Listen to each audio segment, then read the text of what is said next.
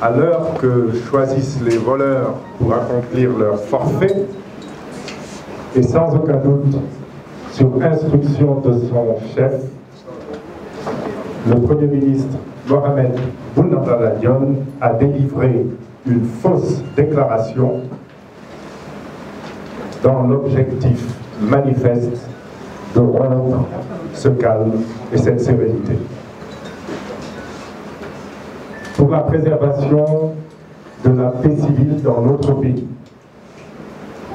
la coalition IDI 2019 juge nécessaire de rappeler que le Premier ministre Mohamed Boun Abdallah Dionne, violant la Constitution, la loi et la réglementation de notre pays, a usurpé de fonctions dévolues à des instances habilitées. Il se l'est approprié pour délivrer une fausse information, donnant son chef, le président en exercice Macky Sall, vainqueur de le premier tour du scrutin organisé hier avec 57% des suffrages exprimés. Ce mensonge programmé et totalement irresponsable avait pour objectif de remettre en cause la paix dans notre pays et ainsi créer un contexte propice à un coup de force électoral. Nous demandons aux populations sénégalaises de tous bords politiques,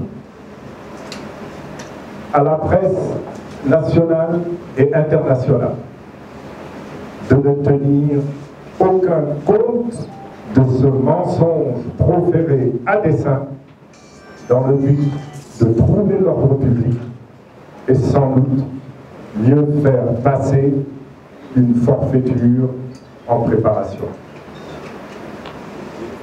Alors que le décompte de voix se poursuit par les instances habilitées par la loi, nous demandons aux populations de continuer de faire preuve de vigilance afin d'empêcher toute confiscation de leur volonté exprimée de manière pacifique et de nouveaux exemplaires par la voie d'un vote qui certes a enregistré des incidents mais consignés dans les PV de dépouillement.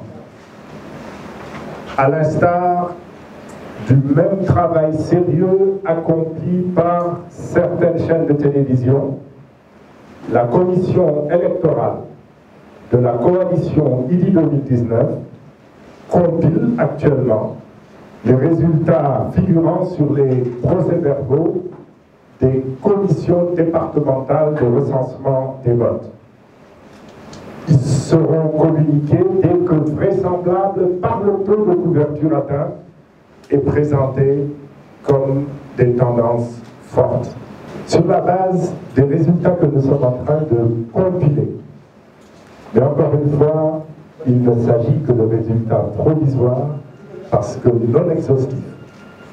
Mais il s'agit de données fiables, véridiques, venues des procès-verbaux disponibles et signés au niveau des commissions départementales de recensement des votes. Le second tour est, pour l'instant, inévitable. Nous demandons aux populations, c'est encore important, de ne pas céder à la provocation, mais de ne pas non plus laisser la volonté populaire être conquistée.